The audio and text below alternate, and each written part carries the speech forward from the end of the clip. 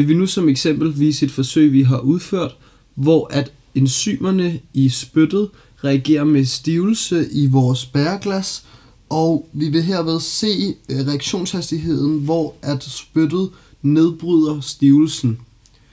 Vi tilfører nu et par dråber jod-kalium over i bæreglas 1, og som vi kan se her, bliver det en mørkeblå farve, hvilket fortæller os, at vi har stivelsen med at gøre nede i glasset.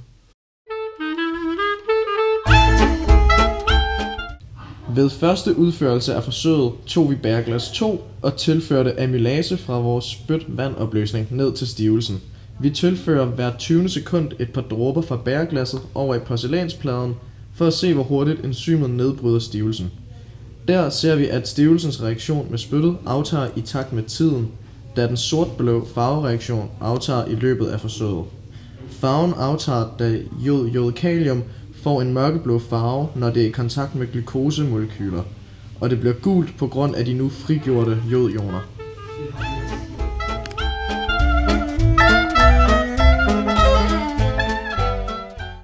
Herefter gentog vi forsøget, som blev udført med bæreglas 2.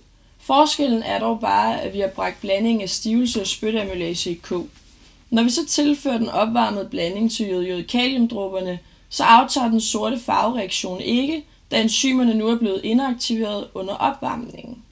Stivelsen bliver derfor ikke nedbrudt af spyttets enzymer. Derfor er det her et eksempel på, at en temperaturændring kan være afgørende for en reaktions hastighed, også selvom det ikke har noget med stoffernes bevægelse eller sidren at gøre, som temperaturen normalt er afgørende for.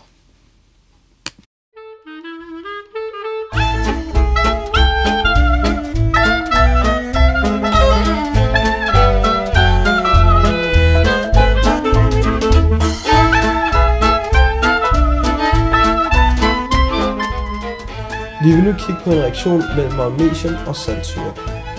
Vi vil i det her forsøg gerne bevise, at overfladearealet er en afgørende faktor i reaktionshastigheden.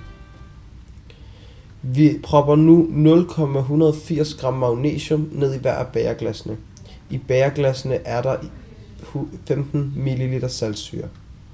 Som vi kan se, bliver der dannet en masse hvid skum, og der kommer en masse bobler i bæreglasset til højre i forhold til bæreglasset til venstre.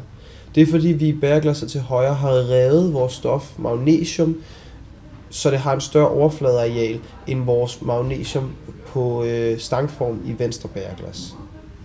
Vi vil nu proppe en tændstik ned til hver af bæreglassene for at se, om vi kan bevise, at der rent faktisk bliver dannet brint. Og hvis vores tændstik opfører sig anderledes i venstre bæreglas i forhold til højre, som vi vil se om lidt, at det gør, kan vi altså se, at reaktionen stadig sker i venstre bæreglas, og reaktionen er her forløbet i højre.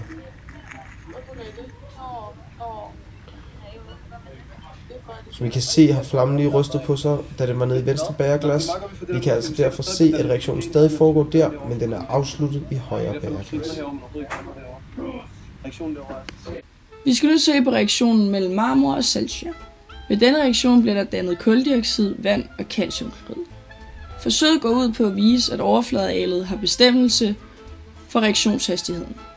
Derfor har vi taget 0,568 gram marmor, som henholdsvis revet marmor og en klump marmor. I venstre glas har vi puttet det revede marmor i, og klumpen har vi puttet i det højre. Her er det meget tydeligt at se, hvordan kuldioxiden bliver dannet, især i det venstre glas. Det gør det, fordi overfladearealet er større, og derfor har vi bevist, at overfladearealet har betydning for reaktionshastigheden.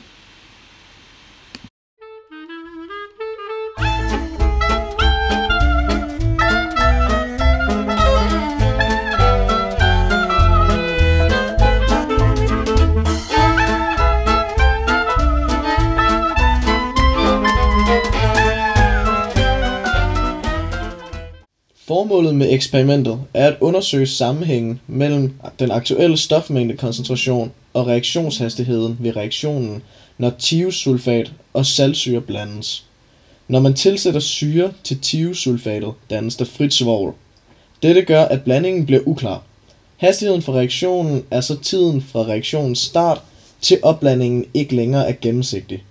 Reaktionshastigheden kan beskrives som formindskelsen af den aktuelle stofmængdekoncentration af thiosulfat per Tid. Forsøget udføres af 4 omgange. Første gang hælder vi 10 ml 0,4 molær saltsyre i et reagensglas og 10 ml 0,4 molær thiosulfat i et andet. De hældes sammen i et bæreglas, der er placeret oven på et stykke papir med en prik på. I det de hældes sammen, startes tidtagningen. Vi begynder nu at røre rundt i bæreglasset, indtil den sorte plet ikke længere er synlig, og uret stoppes. Den målte tid er vores reaktionstid.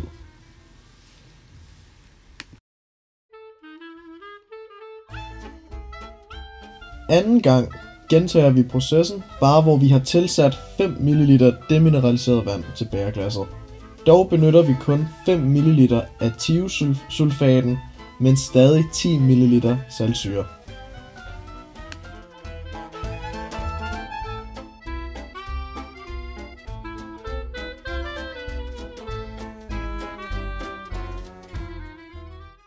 Tredje gang tilsætter vi igen 5 ml demineraliseret vand til bæreglasset, men benytter 5 ml saltsyre og 10 ml thiosulfat.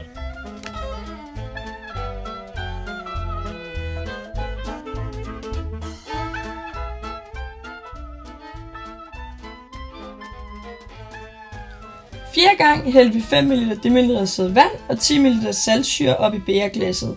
Vi opvarmede blandingen til ca. 73 grader. Efter opvarmningen tilsatte vi 5 ml thiosulfat og fortsatte forsøget som ved udførelse af 1, 2 og 3.